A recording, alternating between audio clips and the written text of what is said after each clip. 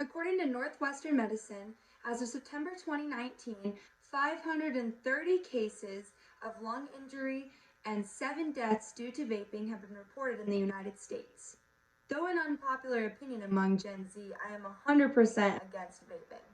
People always explain how it's not bad for you and that smoking cigarettes is way worse and that's where the harm is. But vaping is not something to take lightly, and quite frankly, it just makes you look stupid. Since it's all so new, people haven't been sure what health effects would come with it. But now, we're all starting to see the risk. First off, I'd like to go back to the history and background on vaping and then explain some of the risks that come with it. So, vaping was originally designed to stop people from smoking tobacco products, and it was introduced to the United States in August of 2006. Now, in 2009, Obama signed the Family Smoking Prevention and Tobacco Control Act, which gave the FDA control over the tobacco industry. Throughout the years, certain states have tried banning vaping and other companies that sell vaping devices. Other countries have also banned vaping altogether. In September of 2019, the FDA launched a criminal investigation into the nationwide epidemic of vape-related lung injuries, according to BeasleyAllen.com. Also, that same month, they found out that the cases were increasing daily.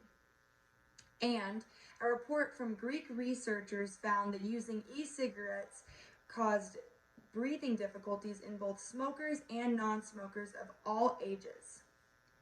Kids are more likely to develop addiction because their minds are not fully developed yet.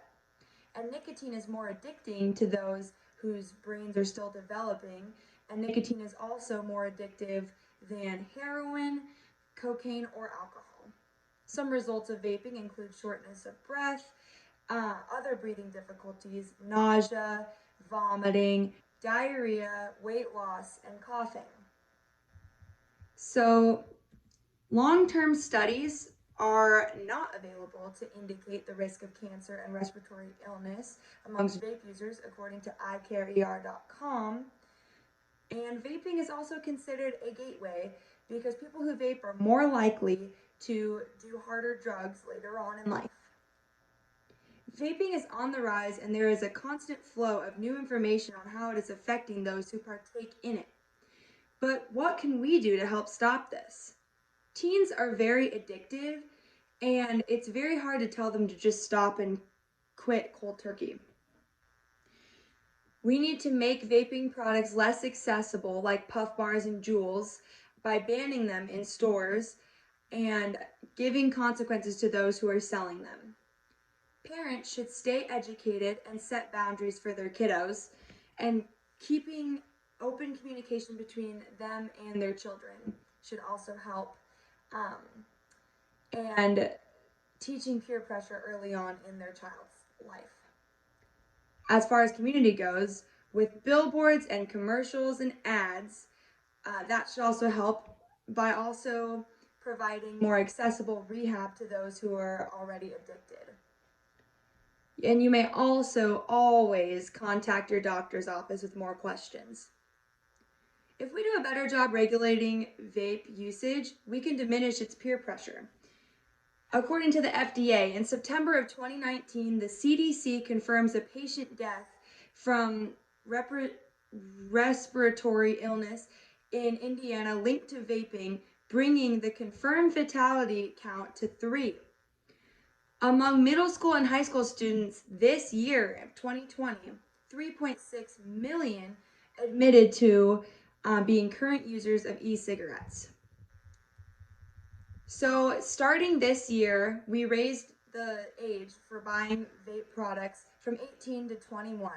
And with continued efforts like this, we will eventually get to a solution, whether that's making vapes illegal or putting further restrictions on vapes so those with developing brains won't suffer later on in life.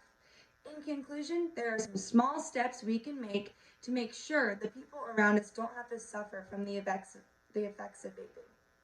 Number one, when talking to someone who vapes, listen and be there to continue to listen. Number two, talk to a therapist and or your doctor if you're suffering or if you know somebody who's suffering and needs help.